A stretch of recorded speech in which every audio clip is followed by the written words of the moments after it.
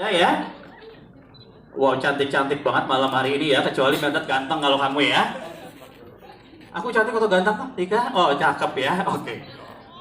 Ya, ini dia para cast dan juga para creator dari film Kanzab ya, yang akan mulai tayang nanti. Mungkin biar lebih serunya, yang ngumumin tanggal tayangnya langsung nanti Pak Diraj ya.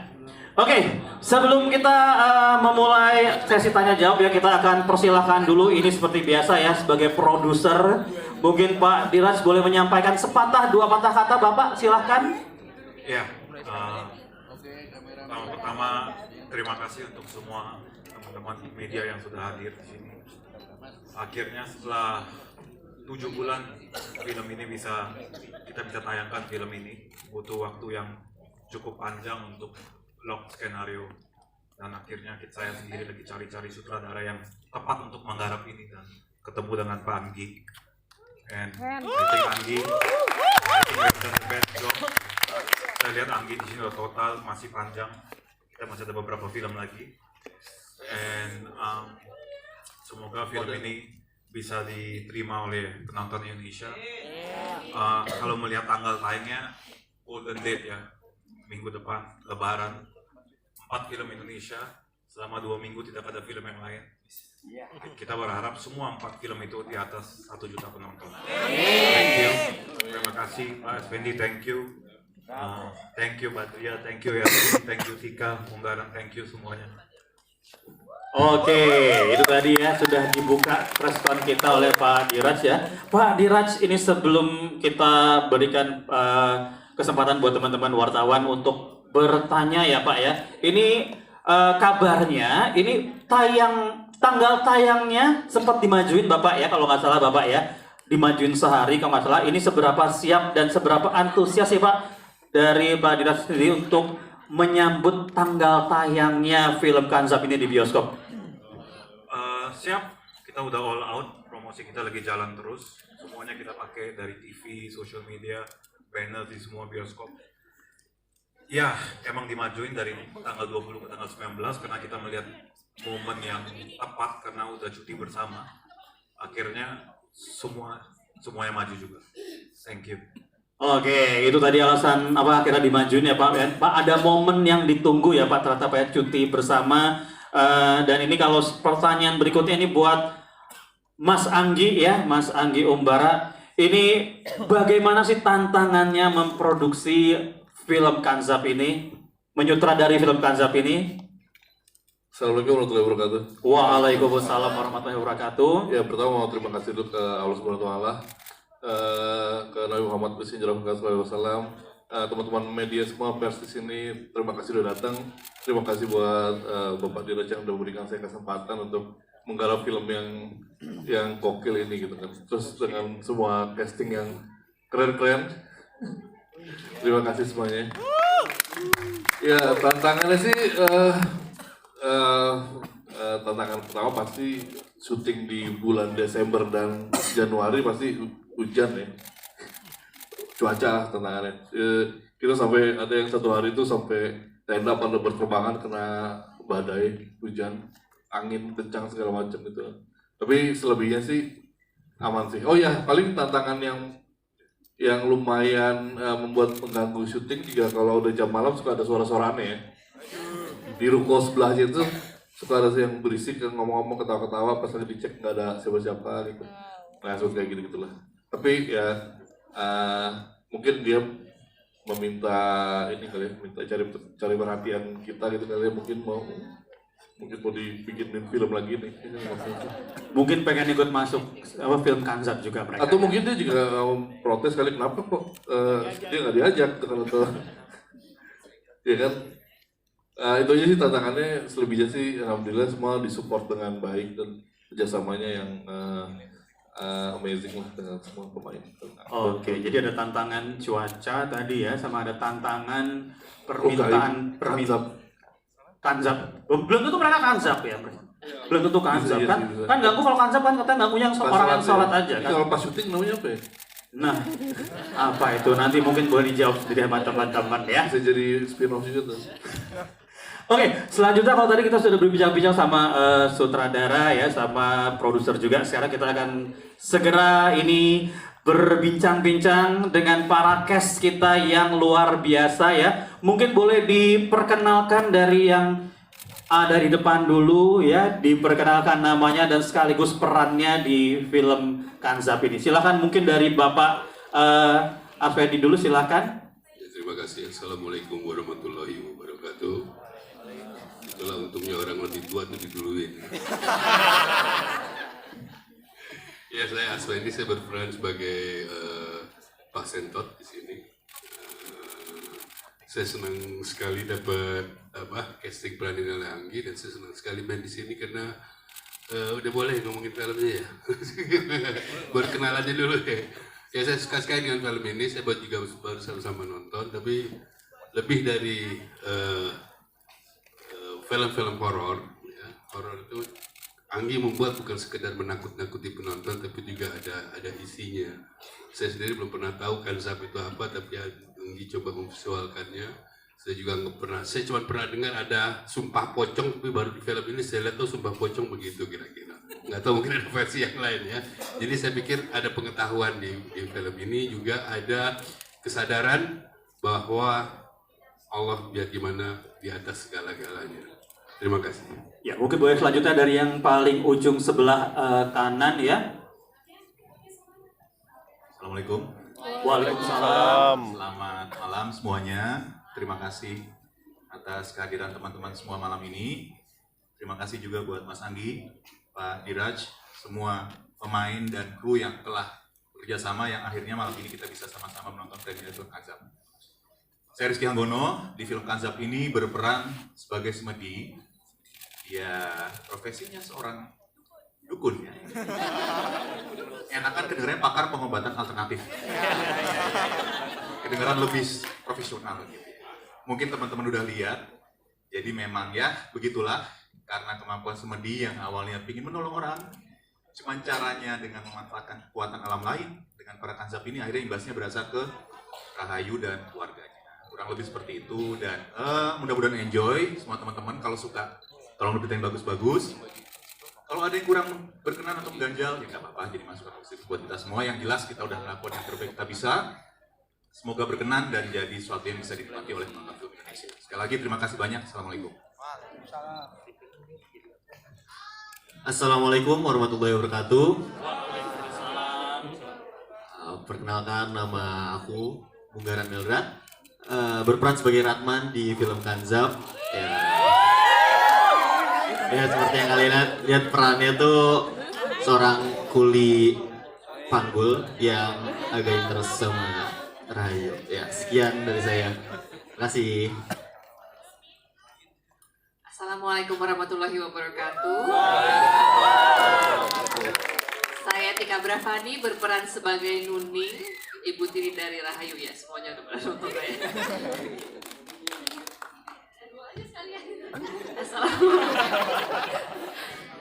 Selamat malam, assalamualaikum warahmatullahi wabarakatuh. Aku Yasamin Jasam, di Kanzab aku berperan sebagai Rahayu. Halo, selamat malam.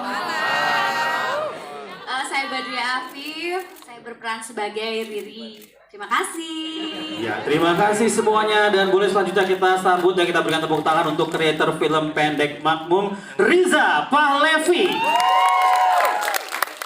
Silahkan ya. Oke, itu kalau tadi kita sudah berkenalan dengan semua cast juga ya, dan ini juga sudah hadir tengah-tengah kita. From the creator of short film Makmum ini ya, ini ada Mas Riza Pahlevi. Bagaimana Mas, perasaannya malam ini hadir dan menyaksikan film Kanzab ini? Boleh mungkin? Oke, senang banget ya, jelas senang banget setelah 2 film sebelumnya, dan alhamdulillah sekarang film pendek Makmum bisa difilmkan lagi dengan versi yang lain. Mungkin teman-teman sebelumnya sudah pernah mendengar tentang Kanzab, dan di sini diceritakan lebih lengkap gitu ya Pak. Ini saya bersama Vidya juga, rekan saya yang bikin film pendek Makmum juga. kemudian juga kami turut terlibat di film Kancap ini juga. Oke, mungkin boleh sepatah dua patah kata dari Kak Vidya. Selamat malam semuanya, terima kasih atas kehadirannya. Saya Vidya Talisa Aristia, sama seperti Riza, saya kreator film pendek Makmum. Dan di sini sebagai ide ceritanya itu di Kancap ini. Begitu. Terima kasih. Iya. Oke, kalau gitu ya sekarang kita langsung berbincang-bincang. Ini tadi kita sudah kehadiran dua kreator film pendek Makmum yang the base dari film pendek Makmum ini ada film Kancap ya Pak Dirat, seperti itu ya kurang lebihnya ya Pak ya. Oke. Dan selanjutnya ini para cast ya, mungkin boleh diceritain ya, ini seperti biasa. Kalau tadi kita lihat namanya di film Kancap ini bahkan dari posternya, dari trailernya udah kelihatan. Ini ada sosok-sosok yang tadinya saya kira Poci ya, ternyata bukan Poci ya. Mirip banget sama Poci soalnya kalau di trailer sekilasnya ya, dan setelah lihat detailnya tetap bukan. Ini kalau boleh kita lihat tadi yang paling banyak berinteraksi ya sama para sosok-sosok ini adalah Rahayu ya. Silahkan mungkin boleh ya, saya boleh diceritain nih pengalamannya, perasaannya gimana syuting bareng sama sosok-sosok serem ini. Menyenangkan gitu. Karena mereka friendly, mau nemenin aku di musola sendiri kan ditemenin rame-rame. Kejadian beneran loh nanti. Dan beberapa cast Kancap yang di sini sudah pernah kerja bareng, jadi lumayan reunian juga, dan kita banyak ngobrol-ngobrol lah sambil menunggu take gitu. Kita kena korban kontak lenses yang harus dipakai dalam waktu yang lama, jadi ya sambil bonding aja sih pas lagi nunggu take sama Kancapnya. Sama Kancapnya ya. Oke. Kalau dari Tika sendiri, ini kalau nggak salah film apa? Film horor pertama ya? Iya betul. Gimana rasanya main film horor untuk yang pertama kalinya? Rasanya melelahkan. Pastinya lebih melelahkan, tapi ternyata seru juga. Nah, aku sebenarnya berterima kasih ke Pak Dera sih, dari ini kesempatan yang jarang banget sih aku dapetin untuk main film horor ya. Karena biasanya tawaran yang datang itu drama atau religi, ya komedi gitu kan. Nah, ini baru pertama kali drama horor dan seru banget. Memang shot-shotnya tuh banyak banget ya. Seperti kita tahu Pak Anggi Umbara, saya udah kerja sama untuk beberapa film. Memang angle-nya banyak dan bisa satu situ lama banget sedetail itu. Tapi ternyata setelah lihat di layar, oh memang treatment itu dibutuhkan gitu, dan jadinya oke juga ya gitu. Jadi yang tadinya aku mungkin, aduh ini apa sih, buat apa sih, aku capek, aku ini, tapi lama, oh iya ternyata bagus, nggak apa-apa gitu. Ini film horor pertama, tawaran pertama atau sebelumnya udah pernah tawaran juga sebelumnya? Sebelumnya udah pernah ada, tapi karena aku agak sedikit penakut, jadi agak sedikit atau banget? Agak banget. Agak banget. Ya agak kalau bisa tar dulu deh. Terus tiba-tiba sekarang kayak pengen balik lagi ke film bioskop, terus ada tawaran ini kayaknya seru juga ya ceritanya gitu. Jadi kalau bukan sekarang ya kapan lagi? Jadi ya ambil lah. Oke, jadi seperti itu kurang lebihnya ya. Oke, kalau gitu kita akan langsung aja berikan kesempatan buat teman-teman wartawan, sahabat-sahabat media untuk bertanya, dan di ujung sana ya sudah ada yang mau bertanya satu orang ya. Kita kasih kesempatan untuk 3 orang dulu. Yang kedua siapa? Oke. Oh, yang sebelah sini dulu, maaf. Ini ada panitia yang ternyata kasih kesempatannya ke sini dulu nanti ya Mas Arul ya. Dan oke, kita kasih kesempatan dulu, silahkan mungkin dengan boleh disebutkan nama, asal sekolah, asal media maksud saya, dan pertanyaannya maksimal 2 pertanyaan dan ditujukan kepada siapa ya. Silahkan. Terima kasih Mas, saya Kitbako dari Warta Kota. Saya suka Mas Anggi ketika menampilkan gambar di awal dan di pertengahan, meskipun gambarnya menarik Mas, coklat-coklat gimana gitu ya gambarnya itu, auranya tuh udah muncul dari awal, meskipun di pertengahan atau di akhir itu CGI-nya agak, menurut saya agak mengganggu ya, meskipun ya itu bagian dari cerita. Mas Anggi barangkali semakin mudahkah ketika ada menggunakan CGI ini untuk film Kancap? Maksud saya kenapa tidak coba natural Mas Anggi sampai akhirnya memutuskan menggunakan teknologi ini? Kemudian apa namanya, ketika ceritanya juga kesannya juga bagus Mas Anggi, artinya bukan menakuti orang yang kemudian beribadah, sholat terutama, tapi bagaimana melawan iblis ini ketika orang sholat, terutama itu sih pesannya yang saya tangkap. Mudah-mudahan juga yang nonton juga nggak terlalu takut datang ke bioskop nonton Kanzab. Pertanyaannya tadi Mas Anggi, CGI itu apakah juga menjadi kendala ketika Anda berkarya lewat Kanzab? Kemudian buat Pak Deraj, Kanzab ini karena ini salah satu setan spin-off-nya Makmum barangkali ya Pak ya. Barangkali nanti Mas Anggi bisa ditarik lagi untuk memfilmkan film-film setan yang lain. Itu kan tadi ada banyak sekali Mas Deraj ya. Artinya kalau mau bikin universe bisa, karena setannya banyak. Ada kepikiran itu nggak sih Pak? Ada tadi Pak Deraj juga sempat bilang proyek dengan Mas Anggi kan banyak, panjang. Apakah ini salah satu bagian rencana Bapak untuk menambah universe Makmum? Terus buat Yasamin actingnya memang auranya juga mistis banget kalau udah syuting horor, dapat dia Tika Bravani juga adegan super pocongnya meskipun itu menyeramkan, tapi dapat dia satu terakhir bahwa Kanzab adalah salah satu film yang sangat Indonesia banget. Artinya Ustadz itu kalau di pemuka agama, kalau di Indonesia barangkali harus menang sama yang namanya iblis gitu loh Mas. Jangan sampai kalah gitu loh. Kalau kalah barangkali orang-orang Indonesia bisa protes. Kok Ustadz bisa kalah, kok Romo pendeta bisa kalah sama iblis? Nanti dipertanyakan pekerjaan mereka. Jadi Kanzab menurut saya luar biasa. Mudah-mudahan beruntung di bioskop nanti. Amin. Oke, kalau gitu biar nggak lupa lagi ya pertanyaan-pertanyaan apa, boleh langsung dijawab aja. Pertanyaan pertama silahkan mungkin. Ya, tentang CGI ya. Ya. Pada awalnya waktu lagi saya baca skenario-nya dan kita bahas, kita develop skenario dengan Bapak Deraj. Memang dari awal juga Pak Deraj pengennya itu pakai praktikal, semua syuting dengan real gitu kan. Tapi saya dan tim produksi kita diskusi, mungkin kita belum pernah bisa nemuin animal control gitu ya, orang yang biasa menangani binatang baik di dalam negeri maupun di mancanegara, di internasional, yang bisa bikin ular keluar dari mulut ya. Terus habis itu masuk ke mulut orang lain, terus narik ular dari dalam badannya dia keluar. Terus ularnya berantem. Nah, ini belum pernah ada yang bisa bikin sih gitu kan. Maksudnya kalau ular beneran itu kan ya.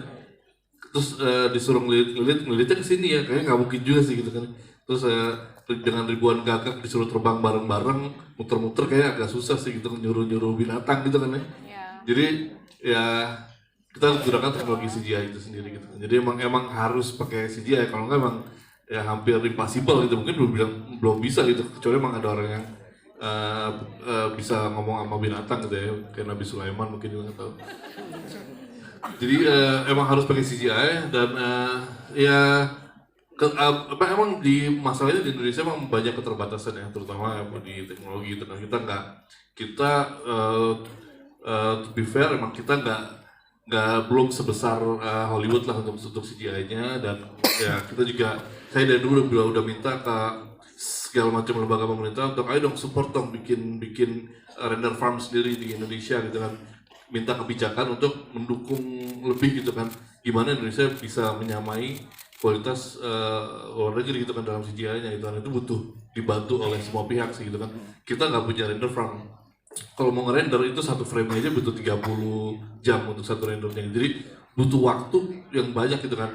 Yang punya render farm di dunia itu yang bisa disewa itu cuma ada di Oslo, ada di Meksiko, ada di Kanada gitu. Itu pun cuma sekitar 15.000 sampai 250.000 unit komputer untuk render farmnya, itu mahal sekali gitu. Jadi kita bisa pipeline ke sana, tapi semuanya nggak memungkinkan lah untuk bisa membuat seperti itu gitu. Jadi kita do the best with what we've got aja sih sekarang gitu. Jadi dengan tim yang ada, dengan orang yang ada, yuk kita sama-sama kita trial and error terus, kita bikin kasus-kasus, kita bikin case-case yang technically difficult untuk bisa naik ke step selanjutnya gitu kan. Itu emang salah satu cita-cita saya untuk mendorong sisi technicality-nya Indonesia nih, terutama di CGI untuk lebih maju lagi ke depannya. Jadi terus dicoba lagi sampai akhirnya ini suatu saat sampai bisa ke titik itu gitu sih.